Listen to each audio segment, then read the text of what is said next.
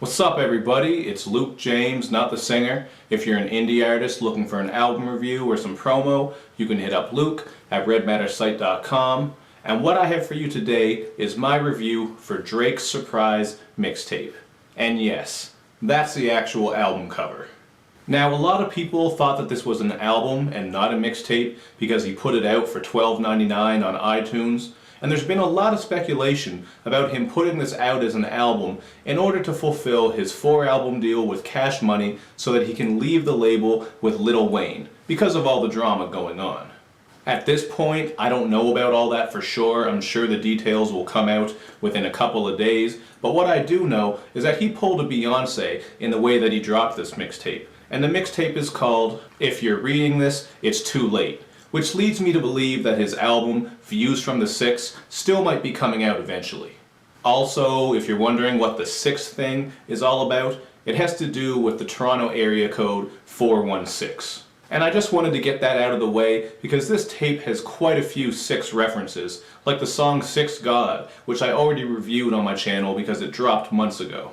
There's also the emotional and personal track, You and the Six, where Drake gets deep into the conversations that he has with his mother. And on Sixth Man, he says that he's the sixth man like Lou Will cause he got 2 girls that get along, which is a reference to the Toronto Raptors' sixth man, Lou Williams, who's been known to have 2 girlfriends out in the open. And they're cool with it, so good for him. Playa. But the whole tape opens up with the song Legend, which samples one of my favorite Genuine songs, So Anxious. This is a braggy track where Drake says that if he dies, he'll be a legend, and like him or not, it's hard to argue with that because of the impact that he's had on hip-hop music and culture.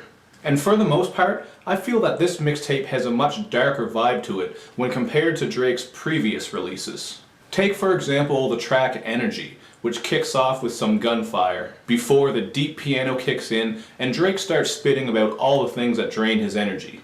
Enemies, problems with family and friends, industry bullshit, and of course, the usual exes and strippers. Cause what's a Drake album without some lyrics about exes and strippers? And No Tellin', where Drake spits some braggy bars and takes some shots at the competition, has a very similar sound to Energy and a cool beat switch up at about 3 minutes in.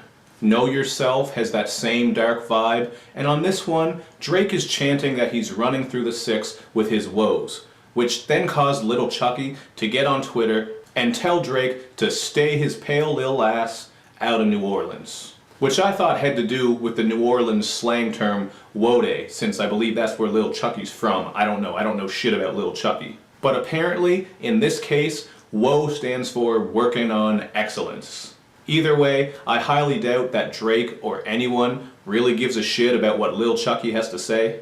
And Know Yourself is one of my favorite tracks on the album because it really thumps. So shout out to all the producers, Boy Wonder, Vinyls, 40 Shabib, and everyone else who worked on this, because together, they've provided a very cohesive sound on this tape.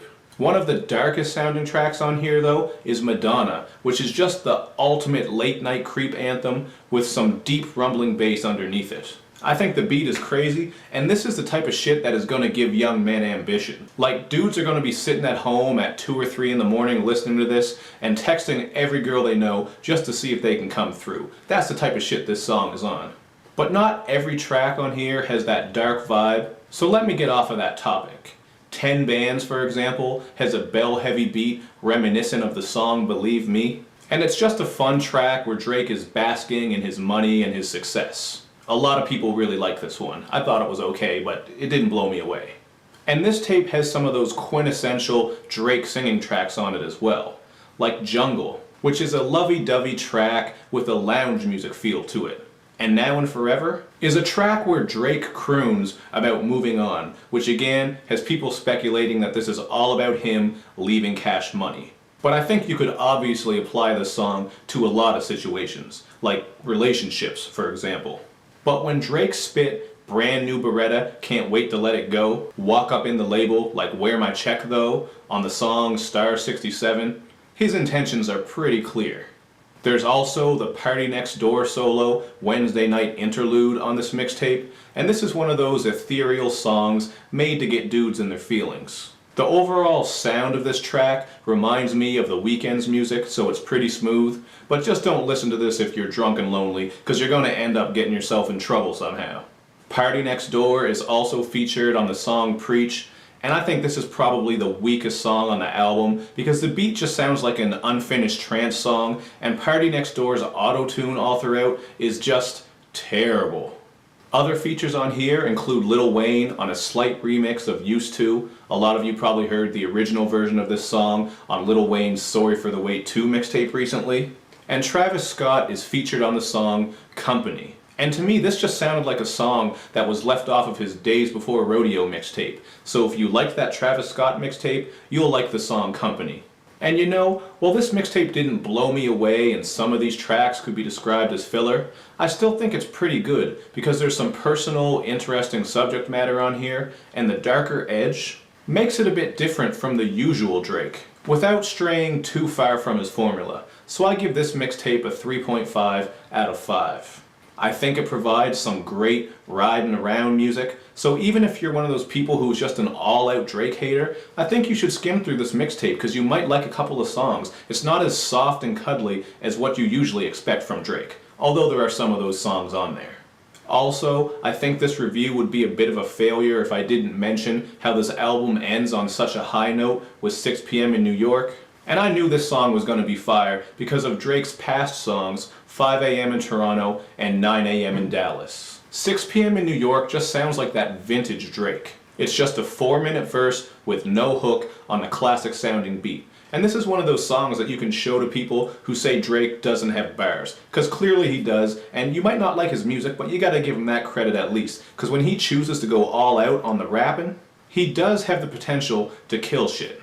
Drake covers a lot of topics on this song, but obviously what stood out the most is the Little Tyga diss, where he told him to act his age and not his girl's age. Which, if you've been living under a rock, is a reference to how 25-year-old Tyga is dating 17-year-old Kylie Jenner. And I think Drake pretty much just bodied him with that one line. I've always been a fan of diss lines like that, when they're just very dismissive. Like, you're not going to get a whole song, you're just going to get this quick line to put you in your place. Kind of like when Jay-Z said, to the rest of y'all taking a shot at Jigga, you only get half a bar, fuck y'all niggas. Something like that. I'm paraphrasing.